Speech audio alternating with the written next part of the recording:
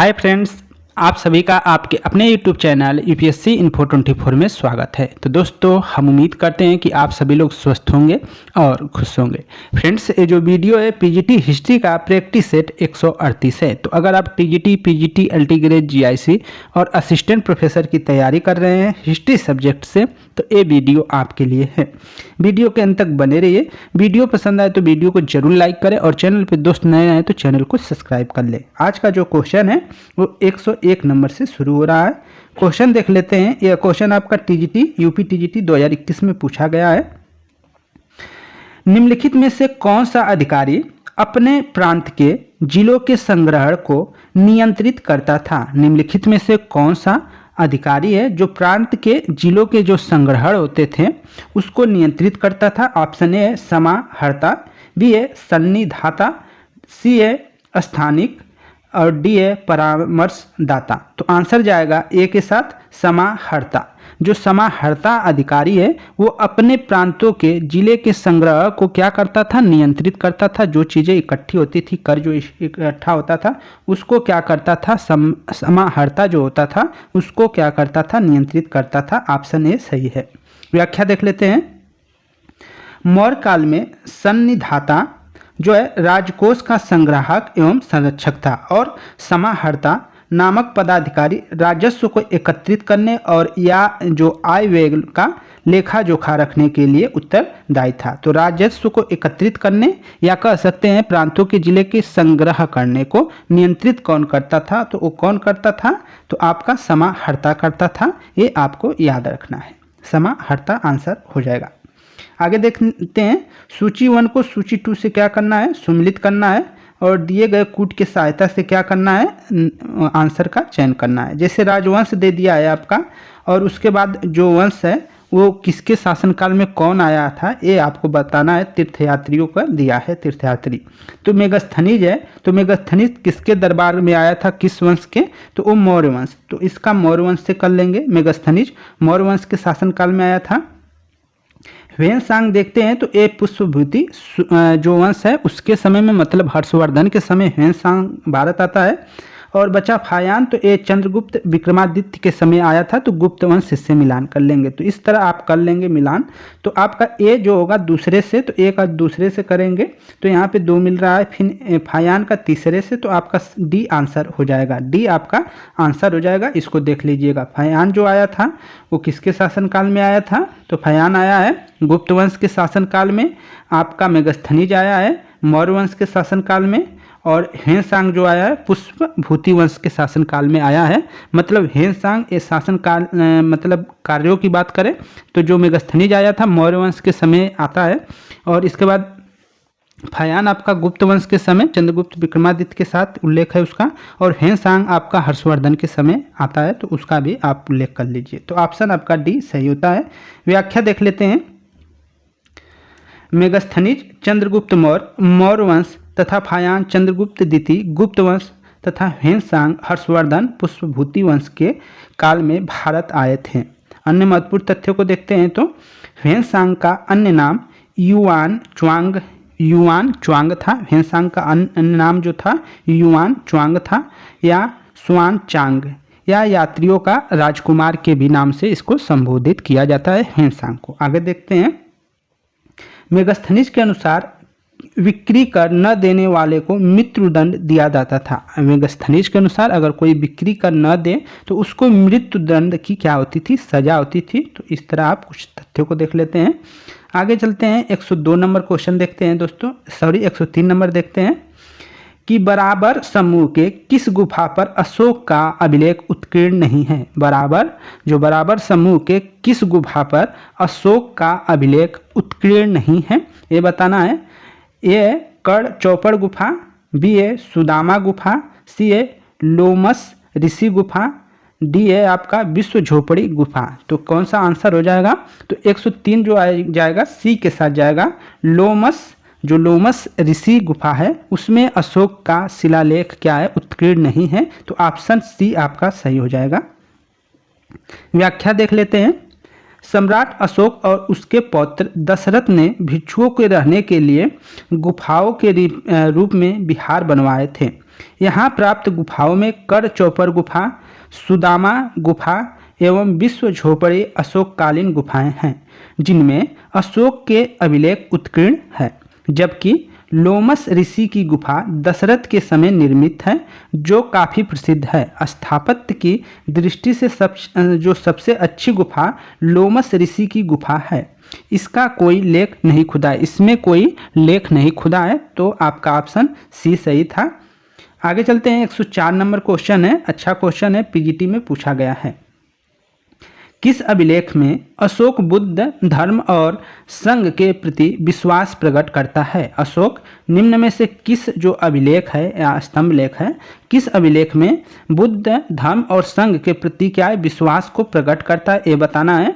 Option A Rukmini देवी स्तंभ लेख, B ए मास्की लघु शिलालेख, सी ए सारनाथ स्तंभ लेख, डी ए भाबू लघु शिलालेख। तो 104 का जो आंसर है वो डी सही हो जाएगा, भाबू लघु शिलालेख, ऑप्शन डी आपका सही हो जाएगा।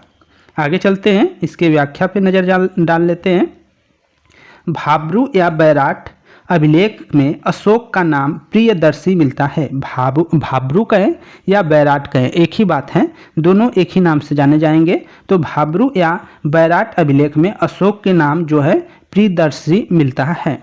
इस अभिलेख में अशोक बुद्ध धर्म और संघ के प्रति क्या करता है विश्वास प्रकट करता है। तो किसमें करता है, तो डी ऑप्शन था, हमने डी शायद बताया कि नहीं, तो ऑप्शन आपका डी सही था कि किस अभिलेख में अशोक बुद्ध और धर्म और संघ के प्रति विश्वास प्रकट करता है, तो ऑप्शन आपका डी सही हो जाएगा। भाबू लघु शिलालेख जो है वो आंसर हो जाएगा भाबू। इसको भाब्रू भी कर सकते हैं, तो भाब्रू रहना चाहिए यहाँ पे, तो ये भाबू है, इसको भाब्रू कर लीजिएगा दोस्तों, इस तरह रहेगा थोड़ा सा। भाब्रू लघु शिलालेख में क्या है बुद्ध धर्म और संघ के प्रति अशोक का विश्वास इसमें उल्लिखित है। आगे चलते हैं, 105 नंबर क्वेश्चन है, यूपीजीआईसी प्रवक्ता परीक्षा 2015 में पूछा गया है। बुद्ध धर्म और संघ के प्रति अशोक की प्राग आस्था का उल्लेख निम्नलिखित में से किस अभिलेख में है, ये आपको बताना है। हमने अभी देखा था, तो ऑप्शन आपका सी सही होगा, भाब्रू शिलालेख। भाब्रू लघु शिलालेख में क्या है बुद्ध धर्म और संघ के प्रति अशोक की प्रगाढ़ आस्था का क्या है उल्लेख मिलता है, तो ऑप्शन सी आपका सही है, तो ऑप्शन सी आप कर लेंगे। आगे देखते हैं, 106 नंबर क्वेश्चन है, अशोक के किस अभिलेख से बौद्ध धर्म के नियमों की जानकारी मिलती है? अशोक के किस अभिलेख से बौद्ध धर्म के जो नियम है उसकी जानकारी मिलती है? भाब्रू 13वां शिला अभिलेख, सी ए 7वां शिला अभिलेख, डी ए उपयुक्त सभी। तो आंसर आपका डी हो जाएगा, उपयुक्त सभी कर लेंगे। अशोक के किस अभिलेख से बौद्ध धर्म के नियमों की जानकारी मिलती है? तो ये तीनों से नियमों की जानकारी मिलती है, ऑप्शन आप डी सही कर लेंगे। व्याख्या पे नज़र डालते हैं, तो अशोक के शिलालेखों में प्रशासनिक एवं धार्मिक से संबंधित अनेक बातों का क्या है उल्लेख है। अशोक के जितने भी शिलालेख मिले हैं उसमें प्रशासनिक और धार्मिक से संबंधित अनेक बातों का क्या है उल्लेख मिलता है। भाब्रू जो है अभिलेख में बौद्ध धर्म के त्रिरत्न बुद्ध धर्म और संघ उल्लेख है। भाब्रू जो है यहाँ पे भाब्रू रहना चाहिए, टाइपिंग में गलती हो गई होगी। भाब्रू जो अभिलेख हैं बौद्ध धर्म में के त्रिरत्न जो है बुद्ध धर्म और संघ का उल्लेख मिलता है। इसके अभिलेख पर धम्म के जिन गुणों का उत्कीर्ण करवाया गया था वे दिग्ग निकाय के जो सिगालोवाद सूत्र में है उसमें संग्रहित बुद्ध के उपदेश हैं, जिन्हें बुद्ध ने साधारण गृहस्थों के लिए अनुकरणीय बताया था। इस कारण इस सूत्र को गिही विनय मतलब गृहस्थों के लिए उपदेश भी कहा गया है। इसीलिए जो आपका दीर्घ निकाय है, दीर्घ निकाय को क्या है गिही विनय कहा गया है, अर्थात गृहस्थों के लिए उपदेश कहा गया है। तो इन सबको नोट कर चलिएगा।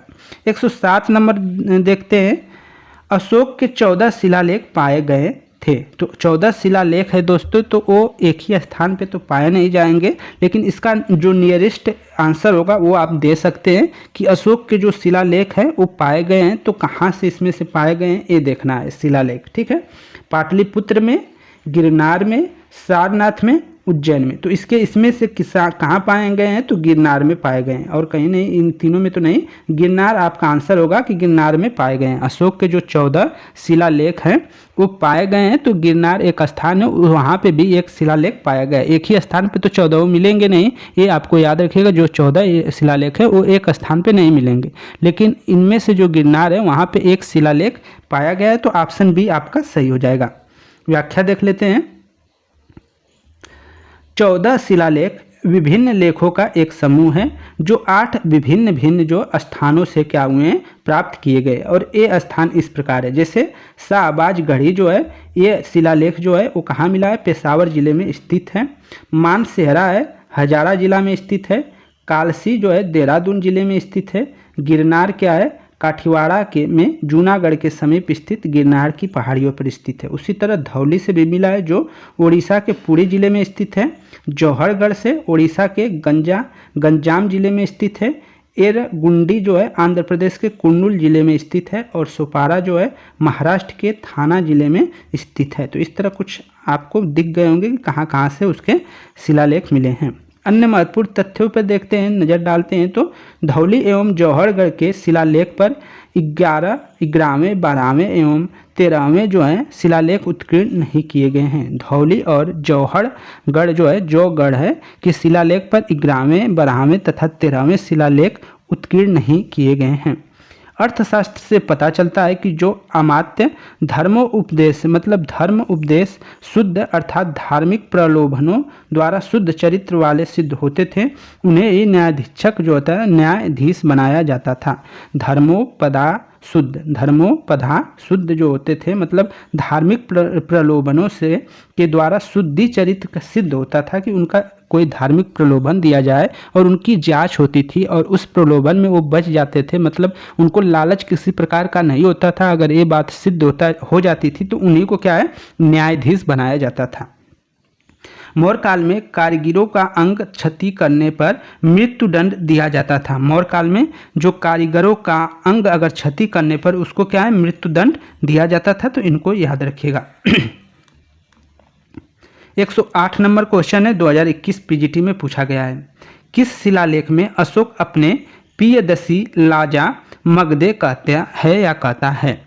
तो अशोक अपने किस शिलालेख में अपने को क्या है, प्रियदसी लाजा मगधे कहता है, मतलब राजा का जो प्रिय राजा, मगध का प्रिय राजा किस अभिलेख में कहता है, ये बताना है। लुम्बिनी स्तंभ लेख में, भाब्रू शिलालेख में, कलिंग शिलालेख में, ब्रह्मगिरी लघु शिलालेख में। तो किसमें अपने आप को प्रिय कहा है, तो ऑप्शन बी आपका सही हो जाएगा, भाब्रू शिलालेख में। भाब्रू शिलालेख में प्रियदसी लाजा मगधे कहा है अशोक ने अपने आप को। व्याख्या देखते हैं। पुराणों में अशोक का उल्लेख अशोक वर्धन के रूप में हुआ है, बहुत इंपॉर्टेंट है। पुराणों में अशोक का उल्लेख जो है अशोक वर्धन के रूप में हुआ है। रुद्रदामन के गिरनार अभिलेख में उसका उल्लेख अशोक मौर्य के रूप में हुआ है। भाब्रू शिलालेख में अशोक के जो है अशोक के अपना नाम जो है उल्लेख प्रियदसी लाजा मगधे अर्थात प्रियदर्शी मगध नरेश के रूप में किया गया है। उल्लेखनीय है कि अपने शिलालेखों में अशोक ने 2 उपाधियां जो है देवनाम प्रिय और पयदस्सी जो है वो 2 उपाधियां क्या है, धारण करता है। संस्कृत में उसकी उपाधियों का पूर्ण रूप से देवनाम प्रिय प्रियदर्शी धारण की है। आगे चलते हैं। 109 नंबर क्वेश्चन है, टीजीटी में पूछा गया क्वेश्चन है। निम्नलिखित में से अशोक का कौन शिलालेख धार्मिक सामंजस्य के विषय में कहता है? निम्नलिखित में से कौन सा शिलालेख है जो धार्मिक सामंजस्य के विषय में कहता है? द्वितीय शिलालेख, 12वां शिलालेख, 13वां शिलालेख या 10वां शिलालेख? तो इसका आंसर क्या हो जाएगा, 109 का बी सही हो जाएगा दोस्तों, 12वां शिलालेख। जो 12वां शिलालेख है अशोक का, उसमें धार्मिक सामंजस्य के विषय में कहा गया है। तो ऑप्शन आपका बी सही हो जाएगा, 12वां शिलालेख। व्याख्या देख लेते हैं। अशोक का 12वां शिलालेख से धार्मिक सामंजस्य के विषय में जानकारियाँ प्राप्त होती है। इसमें अशोक जो है कहता है कि सभी संप्रदायों के सार की वृद्धि हो, क्योंकि सबका मूल संयम है। लोग अपने संप्रदाय की प्रशंसा और दूसरे संप्रदाय की निंदा न करें। ये बात किसमें कहता है? तो 12वें शिलालेख में कहता है अशोक। आगे देखते हैं 110 नंबर क्वेश्चन है, अच्छा है, अशोक के किस अभिलेख में धार्मिक सहिष्णुता के सिद्धांत का प्रतिपादन किया गया है? अशोक के किस अभिलेख में धार्मिक सहिष्णुता के सिद्धांत का प्रतिपादन किया गया है, ये बताना है। अभी हमने ऊपर देखा था दोस्तों, तो आंसर क्या हो जाएगा? शिलालेख 12वां। जो शिलालेख 12वां है उसी में इस सिद्धांत का प्रतिपादन किया गया था, तो ऑप्शन सी आपका सही हो जाएगा, शिलालेख 12वां। आगे देखते हैं 111 नंबर क्वेश्चन, किस अभिलेख में अशोक ने कहा सभी संप्रदायों के सार तत्व की वृद्धि हो? किस अभिलेख में अशोक ने कहा है कि जो सभी संप्रदाय हैं उनके सार तत्व में क्या हो? वृद्धि हो। ऐसी बात किस अभिलेख में कहा है? 10वां शिलालेख में, 6ठा शिलालेख में, 5वां शिलालेख में या 12वां शिलालेख में? तो आंसर जाएगा डी के साथ आपका 12वां शिलालेख में। अशोक ने किस अभिलेख में कहा है कि सभी संप्रदायों के सार तत्व की वृद्धि हो? एक किस अभिलेख में बात कही गई है? तो 12वां शिलालेख में बात कही गई है। आगे देखते हैं 112 नंबर क्वेश्चन है और एमपी असिस्टेंट में पूछा गया क्वेश्चन है। निम्नलिखित अभिलेखों में कौन सा अभिलेख अशोक की धर्म विजय की जानकारी देता है? निम्नलिखित में से कौन सा जो अभिलेख है अशोक के धर्म विजय के बारे में क्या है? जानकारी देता है। 7वां स्तंभ लेख, दूसरा शिलालेख, तीसरा मतलब सी जो है 12वां शिलालेख, डी है 13वां शिलालेख। तो आंसर 112 का डी के साथ जाएगा दोस्तों, 13वां शिलालेख। किस निम्नलिखित में से, जो निम्नलिखित अभिलेखों में से कौन सा अभिलेख अशोक की धर्म विजय की जानकारी देता है? तो वो 13वां शिलालेख है जो अशोक के धर्म विजय की जानकारी देता है। ऑप्शन डी आपका सही हो जाएगा। व्याख्या देखते हैं। अशोक ने 13वें शिलालेख में धर्म विजय या धम्म विजय को सर्वश्रेष्ठ बताया है। 13वें शिलालेख के अनुसार अशोक ने 600 योजन तक धर्म विजय की, जिसमें 5 यवन राजा एवं दक्षिण की चोल पांड ताम्रपर्णी प्रमुख हैं। 9वें शिलालेख में धर्म मंगल, 10वें धम्म नीति और 11वें धर्म सम्मान को सर्वश्रेष्ठ बताया गया है। आगे देखते हैं महत्वपूर्ण तथ्य जो हैं। 13वें शिलालेख में कलिंग युद्ध का वर्णन है, बहुत ही इंपॉर्टेंट है, यहाँ से क्वेश्चन पूछा जाता है। तो 13वें शिलालेख में कलिंग युद्ध का वर्णन भी है। इसी लेख में उसने आटविक जनजातियों की चेतावनी दी है। इसी लेख में उसने आटविक जो जनजातियों की चेतावनी दी है कि वे धर्म का क्या करें? अनुसरण करें, अंततः बुरा परिणाम होगा। 13वें शिलालेख को शाहबाज गढ़ी संस्करण कहा जाता है। जो 13वां शिलालेख है उसको शाहबाज गढ़ी संस्करण के नाम से भी जाना जाता है। अगला क्वेश्चन है 113 नंबर क्वेश्चन है, मौर्यों के केंद्रीकृत राज्य का स्वरूप अशोक के समय पितृवत हो गया। मौर्यों के केंद्रीकृत राज्य का जो स्वरूप था अशोक के समय पितृवत हो गया। यह स्पष्ट रूप से उसके किस अभिलेख में उल्लेखित किया गया है? कलिंग शिलालेख में, शिलालेख 13वें में, शिलालेख प्रथम में या स्तंभलेख प्रथम में? लघु शिलालेख प्रथम में या स्तंभलेख प्रथम में, किसमें इस बात का जिक्र किया गया है? तो 13वें का ए सही हो जाएगा, कलिंग शिलालेख। कलिंग शिलालेख में वर्णन किया गया है। तो मौर्य के केंद्रीकृत राज्य का स्वरूप अशोक के समय पितृवत हो गया, यह स्पष्ट रूप से उसके किस अभिलेख में उल्लेखित किया गया है? तो वो कलिंग शिलालेख है, उसमें वर्णित किया गया है। व्याख्या देख लेते हैं। मौर्यों के केंद्रीकृत राज्य का स्वरूप अशोक के समय पितृवत हो गया। अशोक पितृवत शासन का हिमायती था, प्रजा को अपनी संतान मानता था। उसके यह विचार कलिंग शिलालेख और चतुर्थ स्तंभ लेख में मिलते हैं। उसने समस्त प्राणियों के ऋण से मुक्ति होने की चेष्टा की है। राजस्व का यह नूतन और प्रेरणादायक आदर्श इतिहास के लिए सर्वथा एक नवीन संदर्भ था। आगे चलते हैं, 14 नंबर क्वेश्चन है, लेखन के आधार पर निम्नलिखित अशोक के स्तंभों में से कौन सा एक सबसे प्राचीन है? लेखन के आधार पर निम्नलिखित जो ये अभिलेख लिखा गया है उन चारों में से कौन सबसे प्राचीन है ये बताना है आपको। ऑप्शन ए है सिंह शीर्ष युक्त रामपूर्वा स्तंभ, बी है आपका रुक्मिणी देई स्तंभ, सी है वृषभ शीर्ष युक्त रामपूर्वा जो स्तंभ है, डी है आपका लौरिया नंदनगढ़ स्तंभ। तो ऑप्शन आपका बी सही हो जाएगा।